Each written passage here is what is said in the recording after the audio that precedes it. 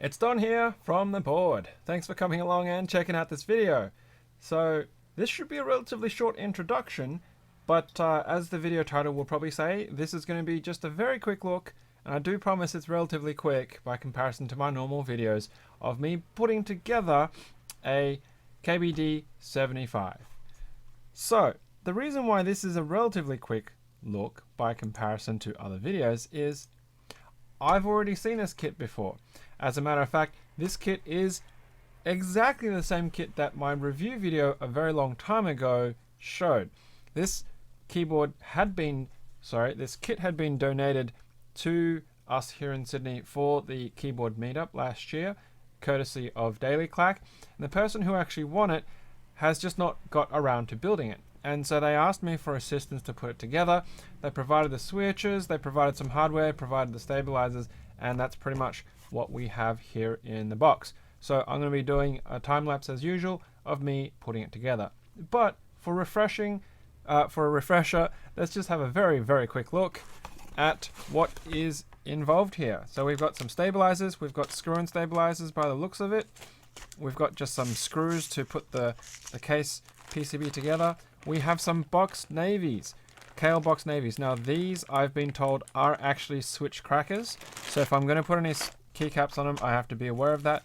We've got a case top piece.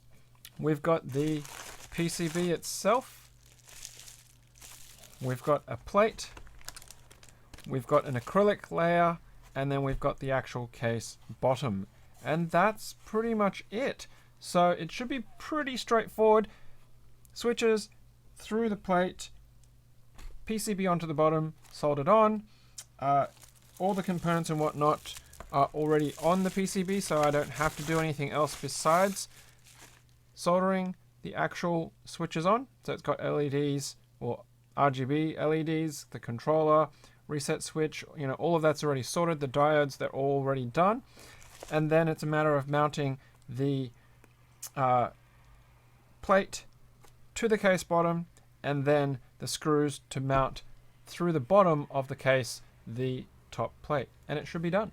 So we will see you on the other side of this build video very, very shortly.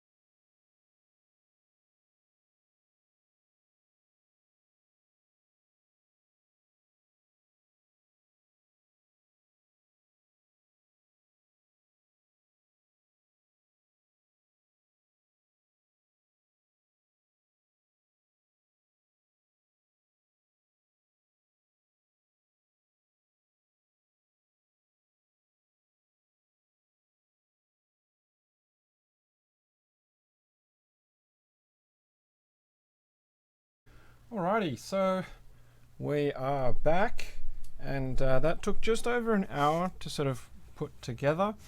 Some of the things that I had to be careful on was obviously the bottom row placement. So the default the default layout that was asked for was for the 1U all the way across, and then the 125s on this side. So you may have noticed that I was just checking to make sure I got that right. Yeah, the other thing that was a little bit of a, wasn't quite sure was when I was putting in the actual mounting screws, because the screws that was provided to me were laptop screws, and it didn't say what size they were, and they felt a bit tight going in. I didn't want to be stripping the threads in the actual mount point. So I got my own M2s and checked that they were fine. So it was really just because they were new cut, and probably a little bit of the anodization made it tight. And then of course getting the right length of the screw from that laptop screw kit to go in here. So that's worked, and it's fully mounted. I've got that acrylic layer sorted, and you would have seen at the end of that time lapse that the RGB LEDs actually go through. on the testing using EK Switch Tester, the Alt key, the arrow keys work fine. One of them is a function key, and the other one, I don't actually know what that is. It's probably like a layer key, so I don't know what the default map is.